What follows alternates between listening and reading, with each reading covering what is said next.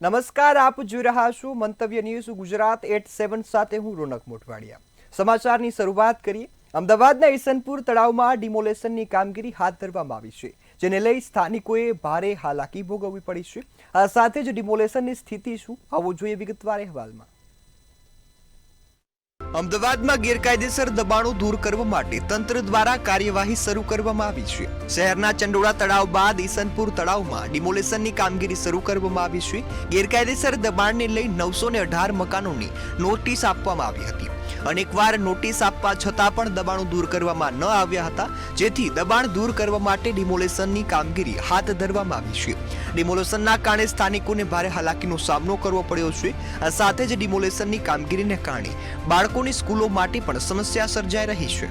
જે ભગવાનના મંદિર છે બધું વોટર બોડીમાં ગણાય છે, પણ એમના લાભની વસ્તુઓ, એમના કામની વસ્તુઓ એ વોટર બોડીમાં નહીં ગણાતી। જો તળાવમાં તમને આ બધા મકાનો વોટર બોડી તરીકે દેખાતા હોય તો તમારી પોતાની પ્રોપર્ટી બી વોટર બોડીમાં ગણો ને। આટલું એવું કહેવું છે। અને બીજી વાતમાં કે જે લોકોએ જાહેરાત કરી કે ભાજપના મોટા મોટા કોર્પોરેટરે એવી વાતો કરી છે, કાલે મીડિયામાં અમે લોકોએ સાંભળ્યું હતું કે કોંગ્રેસવાળાએ કશું કર્યું નથી, અમે તો વચ્ચે જઈને ઊભા રહ્યા હતા, પણ આરામ બરાબર એક પણ ભાજપનો કોર્પોરેટર ત્યાં આવીને ઊભા નથી। એક સામાન્ય માણસ તરીકે, સ્થાનિક તરીકે મેં પોતાની ફરજ નિભાવી। સવારે 5 વાગ્યા સુધી જાગીને બધાનો માલ સામાન હટાવવામાં જ મદદ કરી છે। મત આપણે આપતા હોય મત સ્થાનિક નેતાઓને કોણ આવેલું હતું ને આપણે અહીંયા સેવામાં? અમારા વિસ્તારમાં ખાલી ઈસનપુર વોર્ડ કોંગ્રેસ સમિતિ અને પ્રદેશ કોંગ્રેસ સમિતિના રાજકીય આગેવાન આવ્યા હતા, બાકી ભાજપમાંથી કોઈ પણ આગેવાન હજુ સુધી આવ્યા નહોતા। હાલની તારીખમાં કોઈ કોર્પોરેટર કે કોઈ ધારાસભ્ય આટલા અમે રહીએ છીએ, કોઈ દિવસ કોઈ પૂછવા આવતું નથી કે શું તમારે તકલીફ છે। તો તે છતાં આ નોટિસ આલી 82-84 ની આસપાસથી એમને આ વોટર બોડી નાતું દેખાતું, અને તાત્કાલિક એમને વોટર બોડી ક્યાંથી દેખાઈ ગયું?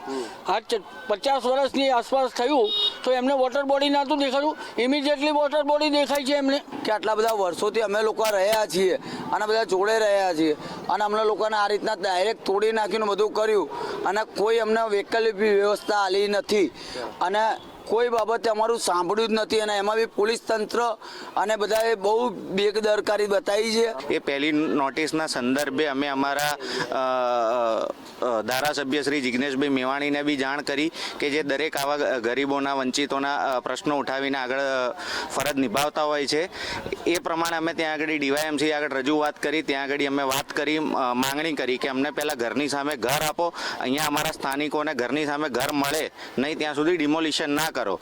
ત્યારે ડીવાયએમસીએ મૌખિક બાહેધરી આપી હતી કે અમે આ વસ્તુ ઉપર ધ્યાન દોરીશું અને આ વસ્તુ કરીશું અને એના માટે એક પ્રેસ નોટ જાહેર કરીશું, પણ એ વસ્તુ થઈ નહીં। નેતાઓ માત્ર મત લેવા માટે જ નાગરિકો પાસે આવતા હોય છે, પરંતુ ડિમોલેશનને લઈ 7 થી 8 હજાર સ્થાનિકોને તકલીફ વેઠવી પડી રહી છે। તે જોવા માટે પણ કોઈ નેતા ન આવતા હોવાનો આક્ષેપ સ્થાનિકો દ્વારા લગાવવામાં આવ્યો છે। જો કે ઈસનપુર તળાવની આસપાસ ડિમોલેશનને લઈ ગેરકાયદેસર મકાન તૂટી રહ્યા છે, તો બીજી તરફ મતદારો પણ નેતાઓના જ તૂટવાના છે। બ્યુરો રિપોર્ટ, મંતવ્ય ન્યૂઝ।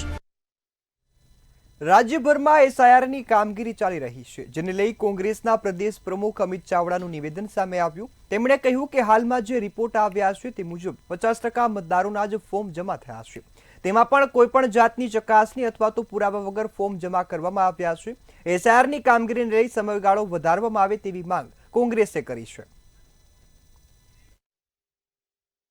આજે 25 તારીખ થઈ, હવે 10 દિવસ કરતાં ઓછો સમય બાકી છે, એમ છતાં હજુ 50% મતદારોના જ ફોર્મ જમા થયા છે।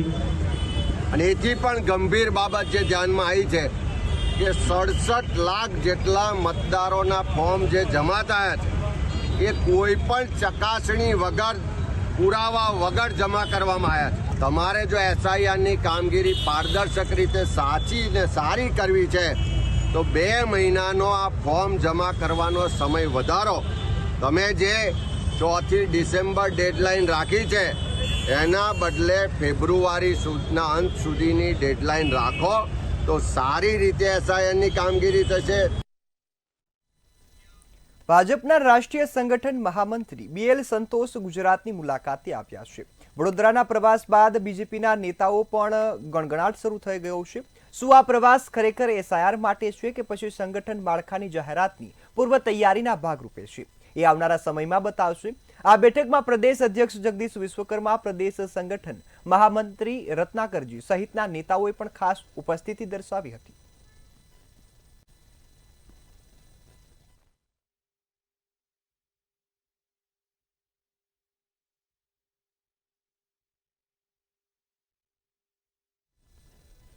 અરવલ્લીના મેઘરંજમાં યુરિયા ખાતર માટે ખેડૂતો દ્વારા હોબાળો મચાવવામાં આવ્યો છે।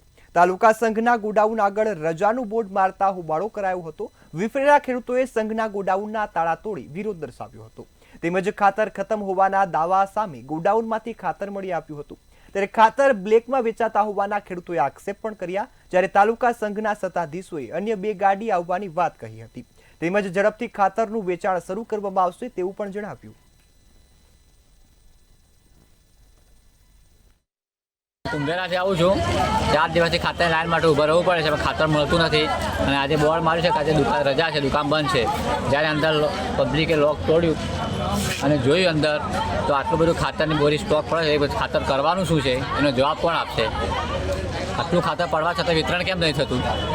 આ પબ્લિકને હેરાન કરવાના ધંધા કેમ છે? ખાતર પહેલી વાર તો કરવાનું શું છે એ જવાબ આપે। પહેલાં વિતરણ ખેડૂતોને આપવાનું છે, પછી એમને બ્લેકમાં વેચવાનું છે। અત્યારમાં જે ખેડૂતોનો ખાતર લેવા માટેની લાઈનો લાગી હતી, તો અમારી પાસે જે માલ સ્ટોક છે ખાતરનો એ ગવર્મેન્ટ સ્ટોરેજમાં હતો। એ ગવર્મેન્ટમાંથી છૂટો થયા પછી જ અમારથી વિતરણ થાય, એટલે અમે આ રીતે લોકોનું સમજાવતા એટલે લોકો હતો તે અમારે સંઘનો તાળો બાળો તોડી નાખ્યો અને લૂંટફાટ કરવાનો પ્રયત્ન કર્યો। અમે 112માં ફોન કર્યો, પોલીસ આવ્યા પછી પબ્લિક બધી શાંત પડી અને ગવર્મેન્ટમાંથી અમે સાહેબને ફોન કર્યો તો સાહેબે 2 ગાડી અમને છૂટી કરવાની પરવાનગી આપી। અમદાવાદની હવા હવે ઝેરી બની રહી છે। છેલ્લા ઘણા સમયથી અમદાવાદમાં AQI 200 પાર થઈ રહ્યું છે। હવે એવું લાગી રહ્યું છે કે ટૂંક સમયમાં દિલ્હી જેવું વાતાવરણ અમદાવાદમાં પણ જોવા મળશે। મોટાભાગના વિસ્તારોમાં AQI 200 પાર પહોંચી ગયું છે। સેટેલાઇટમાં AQI 205, થલતેજમાં 215, ગોતામાં 218, એરપોર્ટમાં 208, ઉસ્માનપુરામાં 210, મણિનગરમાં 209 અને અનેક જગ્યાએ ગ્લાસપુરામાં પણ 207 AQI જોવા મળ્યું છે। ઝેરી હવા શ્વાસમાં જવાના કારણે શ્વાસને લગતી બીમારીઓ પણ થઈ શકે છે। અમદાવાદની સરકારી હોસ્પિટલમાં શરદી, ઉધરસ અને અસ્થમાના કેસ પણ વધી રહ્યા છે। તબીબો દ્વારા જે એરિયામાં એર પોલ્યુશન હોય ત્યાં માસ્ક પહેરવા માટે સલાહ પણ આપવામાં આવી છે।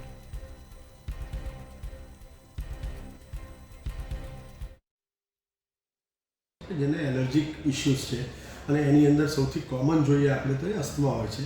અને બીજા લોકો જે કહીએ કે જેને આઈ ડ્રાય રહેતી હોય એવા લોકોને પણ એની અસર થતી હોય, એટલે આઈની ડ્રાયનેસ વધારે થાય અથવા એલર્જીક એમ કહેવાય ને કે બ્લેફરાઇટિસ કે આઈ રિલેટેડ રોગ થઈ શકે। એ જ રીતે શ્વાસ રિલેટેડ જોઈએ તો અસ્થમા અને ઘણીવાર એનાથી બ્રોન્કાઇટિસ પણ થઈ શકે।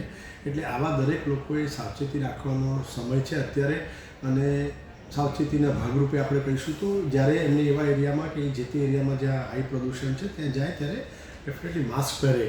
આંકડો જે તમે જણાવ્યા પ્રમાણે જો વધારે હોય તો લગભગ બધાને શ્વાસને લગતી બીમારીઓ હોઈ શકે, જેના અંદર બ્રોન્કાઇટિસ છે, બ્રોન્કિયલ અસ્થમા છે અને આના કારણે શ્વાસ લેવામાં તકલીફ થઈ શકે એવા રોગો પણ જણાઈ આવ્યા છે। સામાન્ય શરદી ખાંસીથી માંડીને શ્વાસમાં તકલીફ થાય એવા દર્દીઓ ખાસ કરીને ઉંમરલાયક અને નાના બાળકોમાં આવી પરિસ્થિતિ જોવા મળે છે।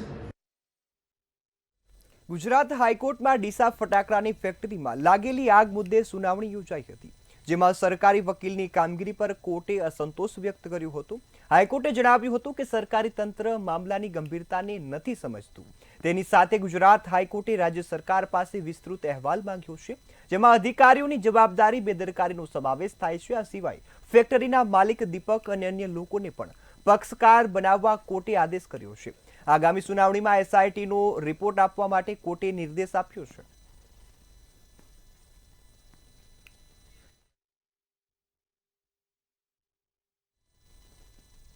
પાટણ જિલ્લાના સાંતલપુરથી સુઈગામ જતા 30 કિલોમીટર સુધીના હાઈવેનું ખરાબ કામકાજ સામે આવ્યું છે, જેના કારણે સાંતલપુરથી સુઈગામ સુધી પસાર થતો ભારતમાલા રોડ સંપૂર્ણપણે બંધ કરવામાં આવ્યો છે। હાઈવેના બન્યાના માત્ર 4 મહિનામાં જ પહેલા વરસાદે આ સમગ્ર ભ્રષ્ટાચારની પોલ ખુલ્લી પાડી દીધી છે. જ્યારે હવે 5 વર્ષ સુધી બનાવેલા રોડની તમામ જવાબદારીને લઈ કોન્ટ્રાક્ટરની હતી, ત્યારે હવે ફરીથી 30 કિલોમીટર સુધીનો રોડ કોન્ટ્રાક્ટરને બનાવવો પડશે.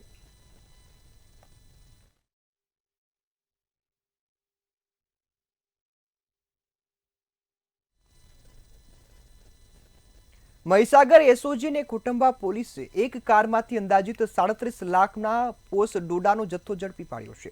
કારમાંથી પ્રાથમિક માહિતી મુજબ એક રિવોલ્વર પણ મળી આવી છે, તેમજ અન્ય પ્લેટ જે નંબર છે તે પણ મળી આવ્યા છે. જ્યારે સમગ્ર બાબતની તપાસ આણંદ એફએસએલની ટીમ દ્વારા કરવામાં આવી છે, તો અનેક પણ ખુલાસા થાય તેવી પણ શક્યતા છે.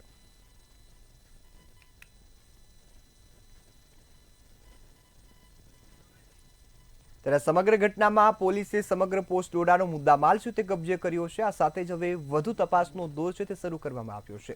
આ સાથે અન્ય નંબર પ્લેટ મળી આવતા અન્ય કામમાં પણ આ ગાડીનો ઉપયોગ થતા હોવાની જે વિગતો છે તે મળી છે, તેના આધારે પોલીસે તપાસ હાથ ધરી છે. કોટંબા પોલીસ સ્ટેશન વિસ્તારમાં નમનાર ગામ નજીક સ્કોર્પિયો ગાડી અને ઓરા વચ્ચે એક એક્સિડન્ટ થયું હતું. પોલીસ આ વર્દીના આધારે ઘટના સ્થળે પહોંચી હતી. ઘટના સ્થળે પહોંચ્યા બાદ આ જે સ્કોર્પિયો ગાડી છે એમાં જોતા પોસ્ટ ડોડા જેવી વસ્તુઓ દેખાઈ હતી પોલીસને, જેથી સરકારી પંચોની હાજરીમાં આ સ્કોર્પિયો ગાડીને ટોઈંગ કરીને પોલીસ સ્ટેશન લઈ જવામાં આવી હતી.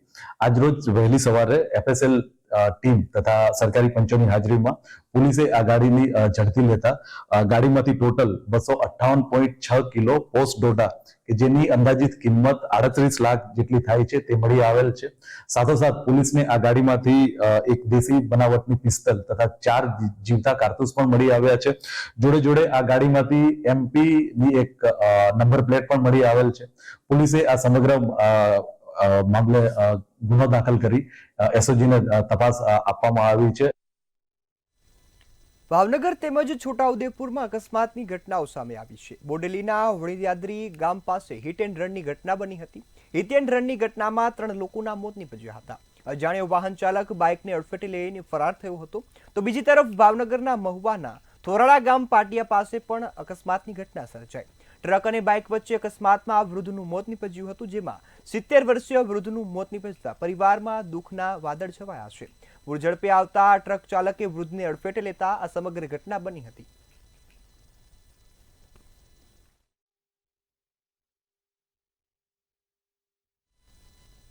છોટાઉદેપુરમાં વાસણા ગામના 3 આધેડના ગુરુવારે રાત્રે બોડેલીના વાણીદ્યાદરી ગામ પાસે હિટ એન્ડ રનની ઘટનામાં મોત નીપજ્યા હતા. ત્યારે એક સાથે 3 શબયાત્રા નીકળતા ગામ હિબકે ચડ્યું હતું. અજાણ્યા વાહન ચાલકે બાઇકને ટક્કર મારતા બાઇક લગભગ 600 મીટર સુધી ઢસડાઈ ગઈ હતી. ઘટનામાં 3 લોકોના ઘટના સ્થળે જ મૃત્યુ નીપજ્યા હતા. ત્યારે હાલ ગામના તેઓ જે રહેવાસી હતા ત્યાં 3 યાત્રાઓ નીકળતા સમગ્ર ગામ છે તે હિબકે ચડ્યું હતું અને દુઃખની લાગણી જોવા મળી હતી.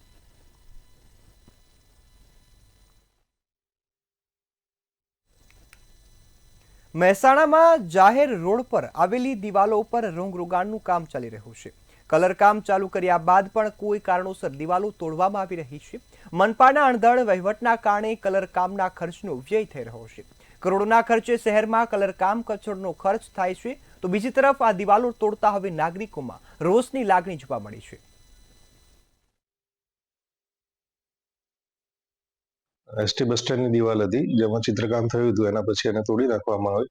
એકચ્યુઅલી આપણે ત્યાં શૌચાલય બનાવવાનું વિચાર્યું હતું અને દિવાલના ભાગ પછી શૌચાલય બને એવું એક ગણતરી કરી હતી, પણ ત્યાં મોટા શૌચાલયની જરૂર છે. લગભગ 10 સીટનું શૌચાલય હોય, કારણ કે ત્યાં બસ સ્ટેન્ડના અને આજુબાજુ રહેતા ફેરિયાઓ, સામેનું શોપિંગ કોમ્પ્લેક્સ, એ બધુંનો વિચાર કરી અને મોટું શોપિંગ સેન્ટર બને એ માટે ના છૂટકે દિવાલ આપણે તોડવાની જરૂર પડી, એ માટે તોડેલ છે. વડોદરામાં મહાનગરપાલિકા પૂરી રીતે ડિજિટલ ન થયા હોવાના આરોપ લાગ્યા છે. સ્માર્ટ સિટી વડોદરા મનપાનો આઈટી સેલ ક્યારે સ્માર્ટ બનશે તેને લઈને પણ સવાલો ઊભા થયા. લારી ગલ્લાવાળા ડિજિટલ પેમેન્ટનો સ્વીકાર કરે છે, પરંતુ મનપા હજુ પણ ડિજિટલ પેમેન્ટ સ્વીકારતું નથી. લારી ગલ્લા પાસે વસૂલાતો ચાર્જ રોકડમાં વસૂલવામાં આવે છે. શાકભાજીના દુકાનના વેપારીઓ દ્વારા ડિજિટલ પેમેન્ટ સુવિધાની માંગ પણ કરવામાં આવી છે. ત્યારે રેવન્યુ અધિકારીએ ટૂંક સમયમાં સુધારો કરીશું તેવું આશ્વાસન આપ્યું છે. મેં ખંડેરા માર્કેટ બરોડામાં વેપાર કરીએ છીએ અને અહીંયા પેમેન્ટ અહીંયા આગળ જે વેરા અને જે દુકાનની ભાડા પાવતી છે એ અહીંયા અમારે કેશ ભરવાની આવે છે, પરંતુ અમે ઓનલાઈન કરી શકો તો વધુ સારું. તમે એવું માનો છો સ્માર્ટ સિટીમાં બધું ઓનલાઈન પેમેન્ટ થઈ જવું જોઈએ? હા સર. આ બધું જોતા સ્પષ્ટપણે ડિજિટાઇઝેશન કરવાની અમારી માંગણી છે. અમે અનેક વખત સભામાં બી કીધું છે અને અમને એશ્યોરન્સ બી વારે ઘડીએ આપવામાં આવે છે કમિશનર દ્વારા કે હવે અમે QR કોડ જનરેટ કરીને ડિજિટલી આ બધા પૈસા લઈશું. તો એ બાબતે કેમ નથી થતું? કમાટીબાગની વાત કરીએ તો ત્યાં બી નેટવર્ક ફેલિયરની વાત છે. એક બાજુ ફેસિલિટી ઊભી કરો છો પણ ઓનલાઈન પેમેન્ટ નથી થતા કે નેટવર્કના ઇશ્યુઝ બતાવવામાં આવે છે. તો નેટવર્કના ઇશ્યુઝ ફક્ત ડિજિટલી પેમેન્ટ કરવાનો હોય ત્યારે કેમ આવે છે? જે અમે લોકો ગંદકી કે દબાણ વગેરે માટે વહીવટી ચાર્જ વસૂલ કરતા હોય છે તે મેઇન કોર્પોરેશનની જે કાચી પાવતી છે આપીને વસૂલ કરીએ છીએ. ભવિષ્યમાં આ બાબતે પણ ડિજિટાઇઝેશન થાય તે માટે પ્રયત્ન કરવામાં આવશે. રાજ્યમાં છેલ્લા ઘણા સમયથી વ્યાયામ શિક્ષકોની ભરતી થઈ નથી. ગુજરાતમાં 2009થી વ્યાયામ શિક્ષકોની ભરતી થઈ નથી, જેના કારણે વિદ્યાર્થીઓ રમતગમતથી વંચિત જોવા મળ્યા છે. શિક્ષકોની કાયમી ભરતી માટે અનેક શાળા મંડળો દ્વારા રજૂઆતો પણ કરવામાં આવી છે. જો વ્યાયામ શિક્ષકોની ભરતી નહીં થાય તો બાળકોને રમતગમતની એક્ટિવિટી કોણ કરાવશે? બાળકો કેવી રીતે ઓલિમ્પિક જેવી ગેમોમાં ભાગ લેશે તે પણ એક મોટો સવાલ છે. ગુજરાતમાં 2009થી અમારા વ્યાયામ શિક્ષકોની ભરતી સંપૂર્ણપણે બંધ થઈ ગઈ છે અને જે વ્યાયામના એક વર્ગની અંદર એક અઠવાડિયાના 4 તાસ અને વત્તા 2 તાસ એમડીના એમ કરીને 6 તાસ હતા, એ લગભગ એનું નિકંદન નીકળી ગયું છે, એ બંધ થઈ ગયા છે. અને જેટલા ગેમ્સ ટીચર હતા એ ધીમે ધીમે નિવૃત્ત થતા જાય છે. આજે પરિસ્થિતિ એ છે કે ગુજરાતની સ્વનિર્ભર હોય કે ગ્રાન્ટેડ સ્કૂલ હોય, જે છેલ્લા 10 વર્ષોમાં નવી બની છે એમની પાસે ચોક્કસ મેદાનો છે. બુલેટ ટ્રેન પ્રોજેક્ટનો વધુ એક સ્ટીલ બ્રિજ લોન્ચ થયો છે. ત્યારે Mumbai Ahmedabad bullet train project અનુસાર આ 670 મેટ્રિક ટન સ્ટીલ બ્રિજ ભારતીય રેલવેના અમદાવાદ મુંબઈ ટ્રેકની સમાંતર સ્થિતિ છે. આ બ્રિજ 13 મીટર ઊંચો છે અને 14.1 મીટર પહોળો છે, જેને ગુજરાતના નવસારીમાં એક વર્કશોપમાં ડિઝાઇન કરવામાં આવ્યો હતો. ત્યાર પછી હેવી ડ્યુટી ટેલરનો ઉપયોગ કરીને તેને સાઇટ પર લઈ જવામાં આવ્યો છે. આ સ્ટીલ બ્રિજ કેડિયા ફ્લાયઓવર અને ભારતીય રેલવે ટ્રેક નજીક ખાસ ડિઝાઇન કરેલા સ્ટીલ સ્ટેન્જિંગ પર બનાવવામાં આવ્યો છે, જે જમીનથી 16.5 મીટર ઉપર છે. બુલેટ ટ્રેનનો પહેલો તબક્કો 2027માં શરૂ થવાની સંભાવનાઓ વ્યક્ત કરાઈ છે.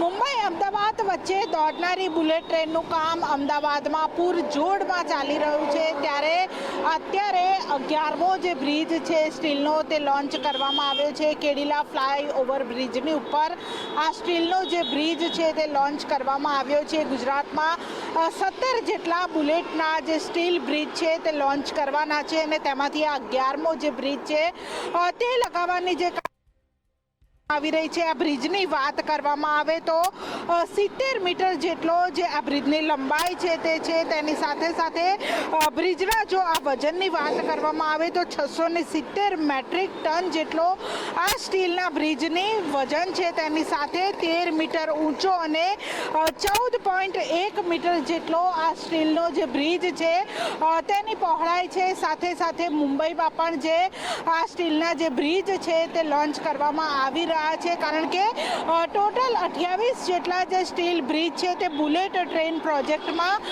ઉપયોગમાં આવવાના છે, લોન્ચ કરવાના છે, જેમાંથી સૌથી વધારે 17 જેટલા બ્રિજ છે તે ગુજરાતના અલગ અલગ જિલ્લાઓમાં લોન્ચ થવાના છે. તેમાંથી આ કેડિલા બ્રિજ ઉપર પણ અમદાવાદ જિલ્લાનો જે એક બ્રિજ છે તે ભારતીય રેલવે દ્વારા લોન્ચ કરવામાં આવ્યો છે. સાથે સાથે કેન્દ્રીય રેલ મંત્રી અશ્વિની વૈષ્ણવ દ્વારા પણ 2027ના અંત સુધીમાં જ બુલેટ ટ્રેન શરૂઆત થશે તેવી પણ જાહેરાત કરવામાં આવી હતી.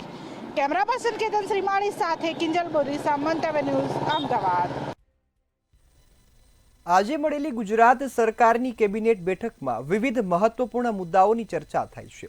આ સાથે જ ગુજરાત સરકારના પ્રવક્તા મંત્રી જીતુ વાઘાણીએ જણાવ્યું હતું કે મુખ્યમંત્રી ભૂપેન્દ્ર પટેલે માનવતાવાદી અભિગમ અપનાવીને નાગરિકોના સામાજિક કાર્યક્રમોમાં અવરોધ ન આવે તે માટે સૂચનાઓ આપી છે.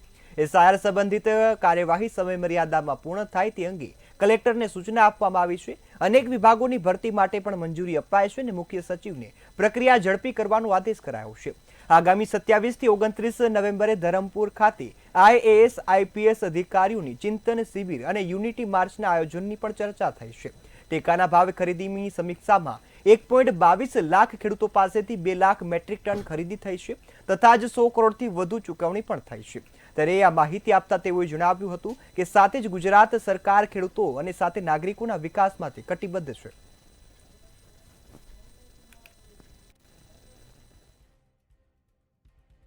કોઈનું પણ મૃત્યુ થાય એ સ્વાભાવિક છે કે રાજ્ય સરકારને પણ અને આપને પણ અને કોઈના પણ સ્વજનને જે કાંઈ એ પ્રકારના મૃત્યુ થાય છે એના માટે હંમેશા સંવેદના અને અમે દુઃખ વ્યક્ત કરીએ છીએ સરકાર તરીકે.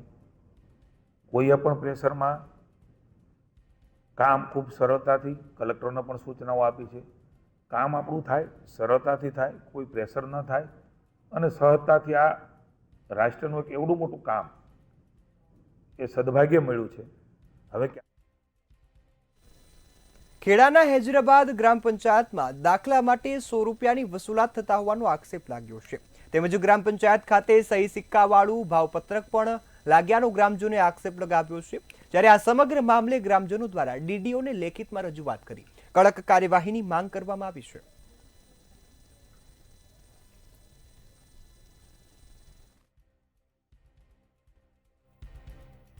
શું નામ છે આપનું? મલેક હસન, ગ્રામ પંચાયત હૈદરાબાદ, તાલુકો માત્ર, ડિસ્ટ્રિક્ટ ખેડા. હૈદરાબાદ ગ્રામ પંચાયતમાં કાગળ ચોંટાડવામાં આવ્યું હતું જે 100 રૂપિયા દરેક ગ્રામજનો જોડે દાખલાના લેવામાં આવતા હતા. શું આની અંદર મરણ જરણ જે પણ દાખલા લેવા આવે તો આ બોર્ડમાં મારેલું હતું 100 રૂપિયા. તમે મૌખિક રજૂઆત કરી હતી કે ભાઈ આ બોર્ડ ના લગાવાય આવી રીતે, પણ હવે સરપંચ પોતે મનમાની કરી, મૂળ લેડીઝ સરપંચ, હવે એમને વધારે તો અમારાથી કોઈ પ્રશ્ન કરાય નહીં કે અમે મારી રીતે કરીએ છીએ, તમે કોઈ ડિસ્ટર્બ ના કરો. આ ખોટી વસ્તુ છે કે ગામ લોકોને જે સરકારના નિયમ પ્રમાણે જે લાભ મળવા પાત્ર હોય એ મળવું જોઈએ. અને સરપંચે પોતે મનમાની કરી અને પોતાના સહી સિક્કાનો દુરુપયોગ કરી અને એ બોર્ડ મારેલ હતું. શું નામ? દાખલાના જન્મના લેવામાં આવે શું હકીકત છે? એ હકીકત સાચી છે. સરપંચ દ્વારા બોર્ડ મારવામાં આવ્યું હતું. કોણે માર્યું હતું ને કઈ રીતના માર્યું હતું ને કયા કારણોસર મારવામાં આવ્યું? એ સરપંચે જાતે જ માર્યું હતું અને સરપંચે પોતાના જાતે જ મારેલું છે બોર્ડ. બેન તમારું? એક મિનિટ કાકા થોડો તમે સરપંચે આગલા દિવસે બોર્ડ મારાયું હશે અને એ વીસી રૂમમાં બોર્ડ માર્યું હતું અને બીજા દિવસે જ્યારે સવારે હું આવી તો મારે ધ્યાને આવ્યું એટલે મેં તરત હટાવડાવી દીધું. એ જે કાગળ છે 10 દિવસ સુધી ચોંટેલું રહ્યું દિવાલ ઉપર જ, તો તમારા ધ્યાને ક્યારે આવ્યું? 10 દિવસ સુધી ચોંટાડેલું નતું. જ્યારે સરપંચે લગાવડા એટલે બીજા દિવસે હું સવારે આવી 10 વાગે જેવું ધ્યાને મારા આવ્યું એટલે મેં હટાવડાવી દીધું. ગ્રામજનો.